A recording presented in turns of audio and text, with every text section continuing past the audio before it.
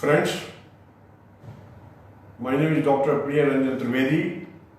I am speaking from New Delhi.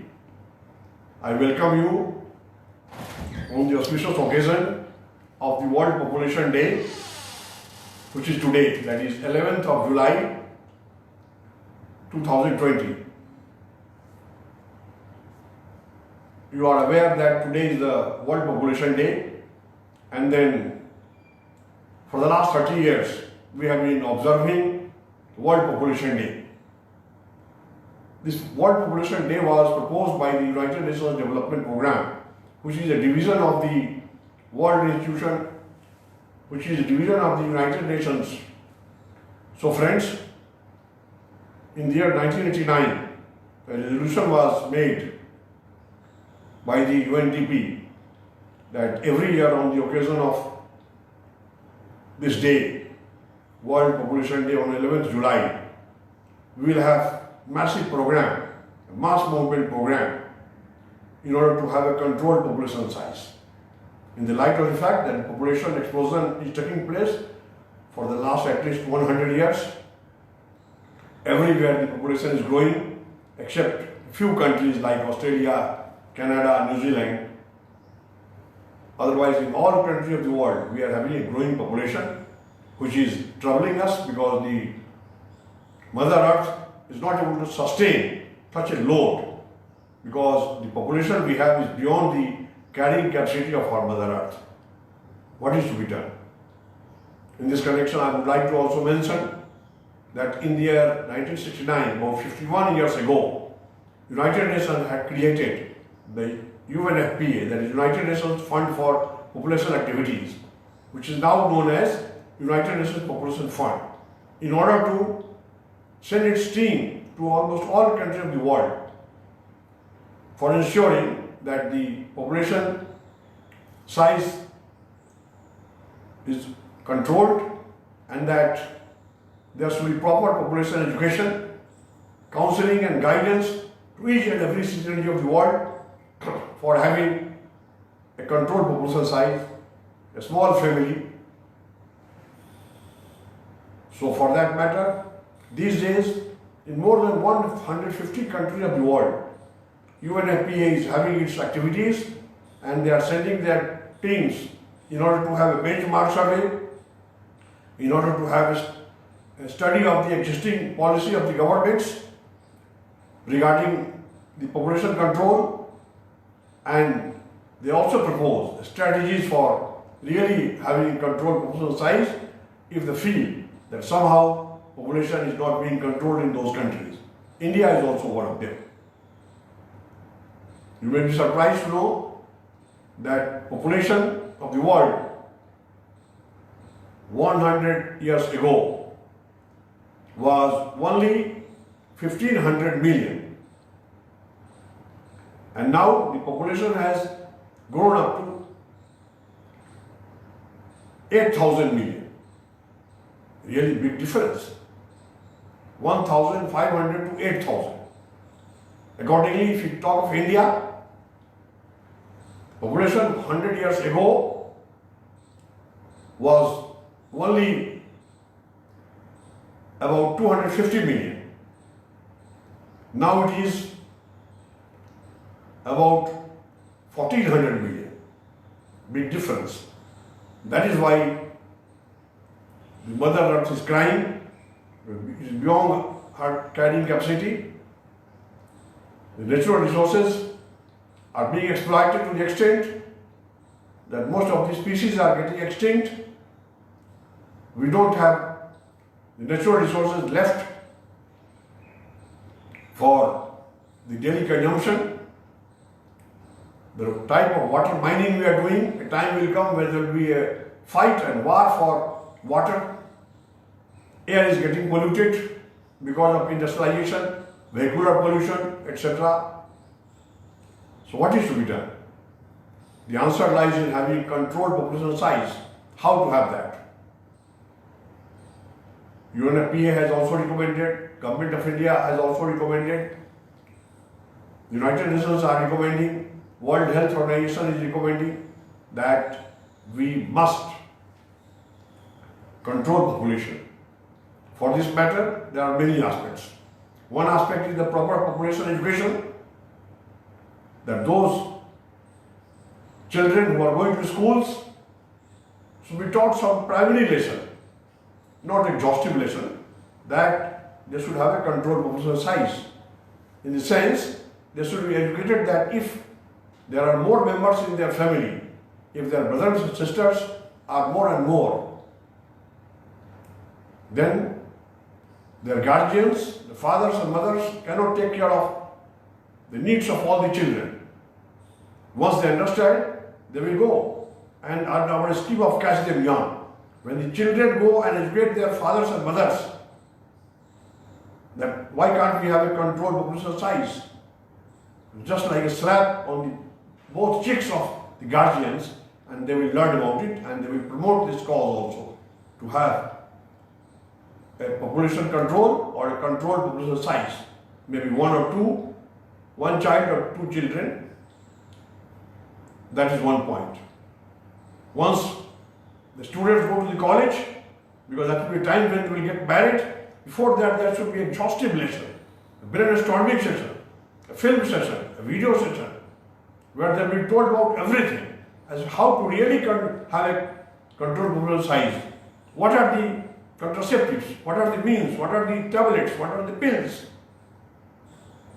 which are to be taken? Otherwise, what are the natural ways of population control? All those things are to be taught, and let them ask anything. What is happening? People think, no, this is a very hidden thing. How can we teach this in the classroom? It's something like sex education. It is a compulsion now. Nothing is wrong.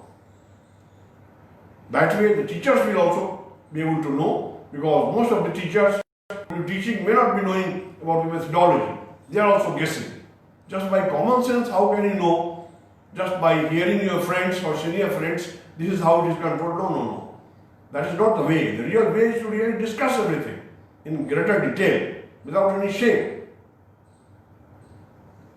So that way, if the students will know, who go to colleges, they will motivate. Now another important point.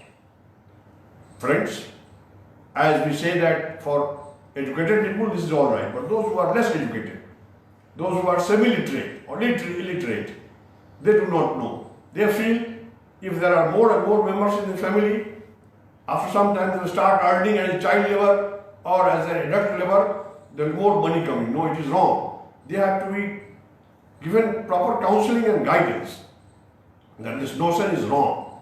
If there are more children, they cannot take care of all the children, and they cannot give proper food, shelter, or for that matter education and training to all of them. If they have a controlled population size, one or two child, then only they will be able to really grow them up and have all the facilities for them. So if they are getting guidance, all right. Now the third aspect is also there. Once the talk starts according to the religious angle, like Hindus or Muslims or Christians or Zoroastrians or even Jains or Sikhs, Confucians or Baha'is, every religion has some sort of faith, whether we should have population control or not. In that case, the United Nations and the population, UNFPA, United Nations Population Fund, which is a new name for United Nations Fund for Population Activities, have recommended that there is an urgent need for having a new communication strategy. The present communication strategy is wrong and wrong and wrong, because the traditional way of advertising is of no use. It has become obsolete and useless. There is no effect on the families. So we have to have a controlled population size, and how it is done for different communities, the communication strategy will be different. For Hindus it will be different. For Muslims it will be different. For Jains different. For Buddhists different. Sikhs different. Baha'is different. Or for that matter, Zoroastrians different, because those who are Parsis and Zoroastrians, their population is declining. So they have to be educated that they must increase little bit. Otherwise, the time will come, within 20 years, they will be reduced to about 30,000. Even now, all over the world, there are not more than 100,000 Parsi people, the Zoroastrian people are there. So, in some cases, it has to be increased, but in most of the cases, it has to be decreased. How it will be done, I have discussed that. Now, another fourth angle is regarding the existing population.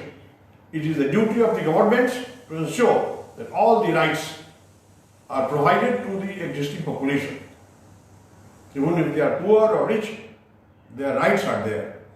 They have to be given proper education, they have to be given proper skilling and guidance so that they are employable. The problem today is that most of the young boys, after they complete their education, remain unemployable. That is why they are unemployed also. So we have to make the education system better so that they can become employable. They get fully skilled. Also in the light of the fact that after this COVID-19, millions of jobs have been lost. So in that case, supposing we take the example of India, we are a big producer of goods. There are many industries, but in the light of the fact that we have some infighting going on between India and China, and it has been created by China only. India is a very peaceful country and peace-loving country. We believe in non-violence. They don't believe. So somehow we treat this as an opportunity. Once they are there, we must boycott their products, and the entire world is going to boycott their products. The way they have behaved with the entire world regarding COVID-19, everybody is ashamed of China and they are angry with China, including US. In that case, because of our vast population, it is quite possible that after getting them skilled, all the industries which are in China, which is catering to the needs of the entire world, can come to India because the population will be trained, the investment will be there, and a time will come when we will not only be catering to our needs, which is also in billions and billions and trillions, but if we take a stock of the demand all over the world, we will be amused, and it is a big challenge, but then the only way out to have the facilities of employment to all the Indians who are skilled is possible by having more and more industries, and of course we have to control pollution also. So we have to create environment friendly and sustainable jobs, because we will use clean technologies. By doing so, we will be able to reach the milestone of success. So friends, we have to remember about having a controlled population size, and by doing so, we will be protecting our Mother Earth, and our Mother Earth will be happy only, because if the population gets less and less day by day, let's hope that India's population, which is now 138 crore or even about 1400 million, is reduced to about say 700 million. Accordingly, the world population, which is about 8,000 million, comes to about say 5,000 million. Only then the Mother Earth will be able to sustain the population, and whatever are the natural resources can cater to the needs of that population only. So with these words, I thank you for your time, and I'm sure that you will share this video in order to educate one and all regarding the need to protect our Mother Earth. Thank you. May peace prevail on this Mother Earth, and may population be controlled. Thank you.